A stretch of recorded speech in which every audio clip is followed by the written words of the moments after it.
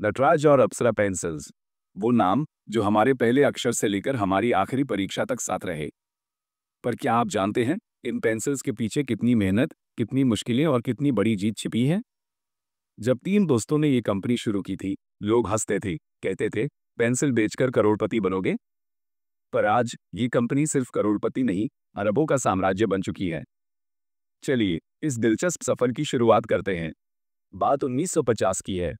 हमारा देश अभी अभी आजाद हुआ था। शिक्षा का सपना देखने वाले लाखों बच्चों के पास एक अच्छी पेंसिल तक नहीं थी। कुछ अमीर बच्चे तो महंगी विदेशी पेंसिल्स खरीद लेते थे, पर आम बच्चों के लिए सिर्फ लोकल पेंसिल्स जो कमजोर, जल्दी टूट जाती और लिखते समय हाथ काले कर देती। उस समय भारत में अच्छी पेंसिल्स बनती ही नहीं थी। अगर क्वालिटी चाहिए तो इंग्लैंड, जर्मनी या जापान से मंगवानी पड़ती थी, जो बहुत महंगी थी। बच्चे नरकट की कलम और स्याही से लिखते, और जिसके पास लकड़ी की पेंसिल होती वो राजा जैसा महसूस करता। वो पेंसिल सिर्फ लिखने का साधन नहीं, एक स्टेटस सिंबल थी। फिर एंट्री हुई बीजे सांघवी, जिन्हें बाबू भाई भी कहते थे कि वो खुद भी गरीबी में पले बड़े थे। पढ़ने में तेज थे, पर पैसों की कमी ने उनका रास्ता रोक दिया। इंजीनियरिंग का सपना अधूरा रह गया। जब बड़े हुए तो देखा कि गरीब बच्चों के पास पेंसिल तक नहीं। उन्होंने ठान लिया वो ये मुश्किल दूर करेंगे। कुछ इंडियन कंपनीज ने पेंसिल बनाना शुरू किया था, पर उनकी क्वालिटी विदेशी ब्रांड्स जैसी नहीं थी। और उस समय मेड इन इंडिया मतलब ही घटिया। लोगों को सिर्फ विदेशी ब्रांड चाहिए थे, क्योंकि उन्हें लगता था कि भारतीय सामान टिकाऊ नहीं होता। पर 1950 के अंत में सरकार ने स्वदेशी उद्योगों को बढ़ावा दिया, और यहीं से हिंदुस्तान पेंसिल्स का सफर शुरू हुआ। बीजे सांघवी ने अपने दो दोस्तों रामनाथ मेहरा और मनसुखानी के साथ मिलकर पेंसिल बनाने का फैसला किया। पर यह आसान नहीं था। पेंसिल बनाने की टेक्नोलॉजी सिर्फ कुछ विदेशी कंपनियों के पास थी। तो ये तीनों जर्मनी गए, वहां सब सीखा।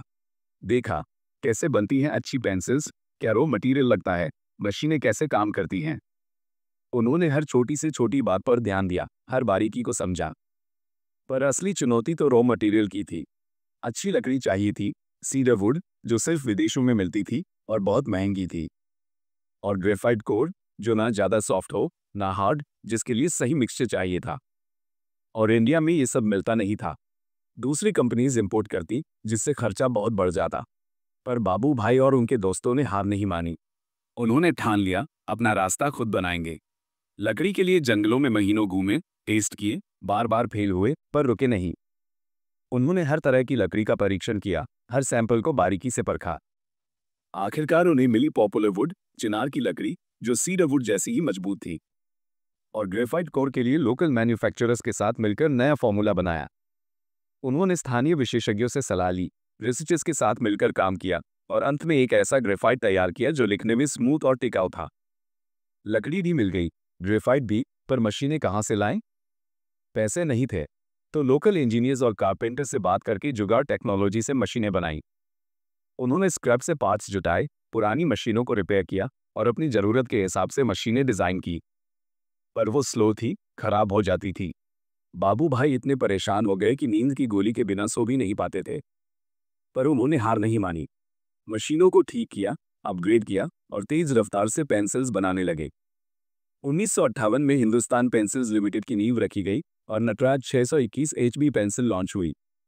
ये पेंसिल विदेशी ब्रांड्स जैसी ही अच्छी थी, और इंडियन मौसम के हिसाब से टिकाऊ भी। पर लोग खरीदने को तैयार नहीं थे, क्योंकि मेड इन इंडिया का नाम खराब था। तो उन्होंने छोटी दुकानों को टारगेट किया, फ्री सैंपल्स बांटे। बच्चों को पेंसिल पसंद आई, स्मूथ, डार्क और मजबूत। ऑफिस वाले भी इस्तेमाल करने लगे। 1970 तक नटराज 621 HB सबसे ज्यादा बिकने वाली पेंसिल बन गई। फिर आए अप्सरा, आर्टिस्ट्स और डिजाइनर्स के लिए, और वो भी हिट हो गई। अप्सरा की लीक ज्यादा डार्क और स्मूथ थी, और इसका खास फॉर्मूला स्केचिंग और आर्टवर्क के लिए परफेक्ट था। फिर 1991 में विदेशी कंपनीज आईं, कंपटीशन बढ़ गया। पर हिंदुस्तान पेंसिल्स ने हार नहीं मानी। उन्होंने डस्ट फ्री इरेजर, अच्छे sharpeners, ball pens, gel pens सब बनाया। टीवी एड्स बनाए, जैसे द विनिंग रेस और चलती ही जाए, जो खूब पॉपुलर हुए। अप्सरा का एड भी हिट हुआ, एक्स्ट्रा डार्क, एक्स्ट्रा स्मार्ट। पर 2000 में कैमलिन और डम्स जैसी इंडियन कंपनीज भी आईं। तो उन्होंने पेरेंट्स को टारगेट किया।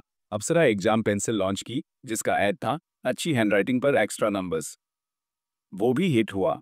2013 में एक विवाद हुआ ट्रेन सेट में स्किन कलर को लेकर, पर उन्होंने रंग बदलकर विवाद खत्म किया। आज हिंदुस्तान पेंसिल्स भारत का सबसे बड़ा स्टेशनरी ब्रांड है। करोड़ों पेंसिल्स, शार्पनर्स, इरेजर बनाते हैं। ये सिर्फ एक ब्रांड नहीं, हम सबकी यादों का हिस्सा है। तो दोस्तों, ये थी हिंदुस्तान पेंसिल्स की कहानी। एक सिंपल सी पेंसिल कंपनी से भारत का सबसे बड़ा ब्रांड बनने तक का सफर, जो हमें सिखाता है कि मेहनत, लगन और हिम्मत से कुछ भी मुमकिन है। और ये भी सिखाता है कि मेड इन इंडिया सिर्फ एक टैग नहीं, एक गर्व है।